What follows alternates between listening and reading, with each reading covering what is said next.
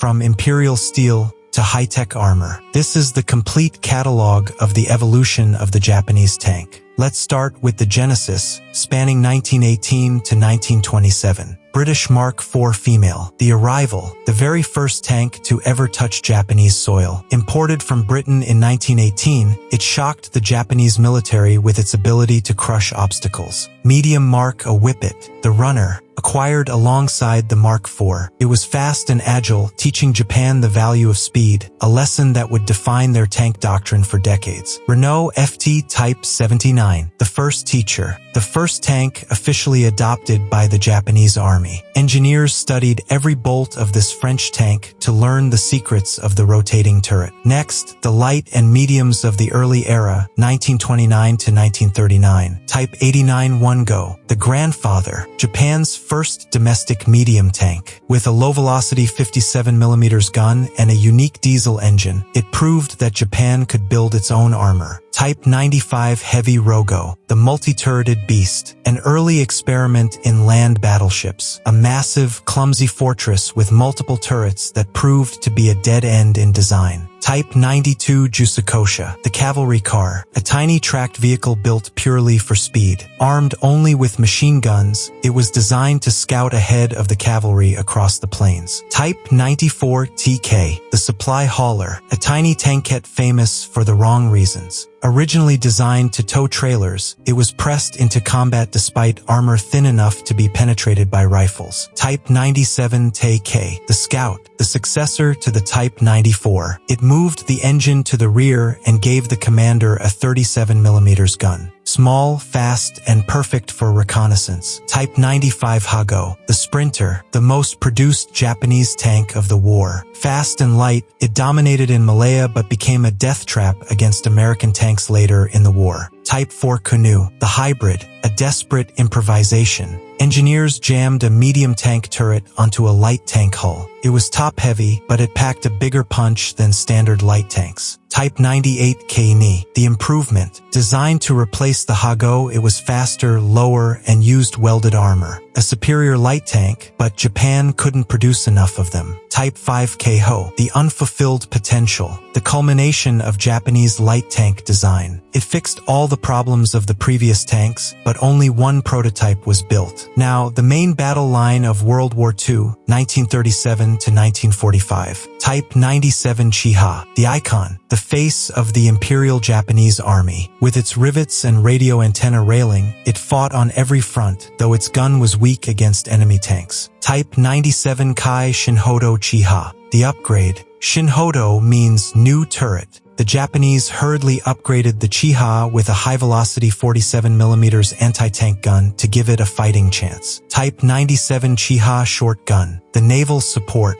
Built by the Japanese Navy, they stuffed a massive 120mm naval gun into the turret to shatter enemy tanks with sheer high-explosive force. Type 1 Chihe, the modernization. It took the firepower of the Shinhoto and placed it on a welded hull with better armor. Superior in every way, but it arrived too late. Type 2 Ho-1, the bodyguard. While other tanks fought armor, the Ho-I was built to destroy fortifications. Armed with a short-barrel 75mm mountain gun, it cleared the path for infantry. Type 98 Tase, the Sky Sweeper, an experimental anti-aircraft tank. Engineers mounted a 20mm autocannon in an open turret, but the platform proved too unstable for production. Next, the Specialists and Amphibious Armor, 1941 to 1945. SS Key Bo-Gata, the Engineer, a strange-looking vehicle armed with flamethrowers and claws to cut through barbed wire, paved the way for the invasion force. Type 2 Kami, the Swimmer. Based on the light tank, this marvel featured detachable pontoons. Could launch from submarines, swim to the beach, and fight as a normal tank. Type 3 Kachi, the submarine tank. A larger amphibious tank with a snorkel chimney. Designed to sneak attack American fleets anchored near islands while fully submerged. Type 1 Honi-1, the Ambusher, a tank destroyer built on the Chiha chassis. It carried a powerful 75mm field gun in an open-top casemate. Type 3 Honi-3, the Hunter. Unlike the previous version, this featured a fully enclosed armored crew compartment, making it the most capable tank destroyer actually produced. Type 4 Horo, the bunker buster, armed with an obsolete 150mm howitzer. It fired massive high-explosive shells used in desperate ambushes in the Philippines. Type 4 Hato, the siege breaker, a terrifying weapon carrying a massive 300mm heavy mortar designed to rain destruction on landing beaches from kilometers away. Moving to the late war monsters 1944 to 1945. Type 5 NATO, the glass cannon, a desperate attempt to stop Allied armor. It mounted a powerful Type 5 75mm gun on an open-top chassis. Survival relied entirely on shooting first. Type 3 Chinu, the last line. As the US Navy closed in, Japan needed a tank killer. The Chinu mounted a powerful 75mm gun, held back for the defense of Tokyo. Type 4 Chito, the Japanese Panther, the only true medium tank Japan built that could match the Sherman. Larger, heavier, and armed with a long barrel cannon. Only 2 were completed. Type 5 Chiri, the monster, the ultimate evolution, a massive medium tank designed with an autoloading system. A single prototype was captured, incomplete, by US forces. Type 5 Hori, the fortress, Japan's answer to the German Jagdtiger. With sloped heavy armor and a 105mm cannon,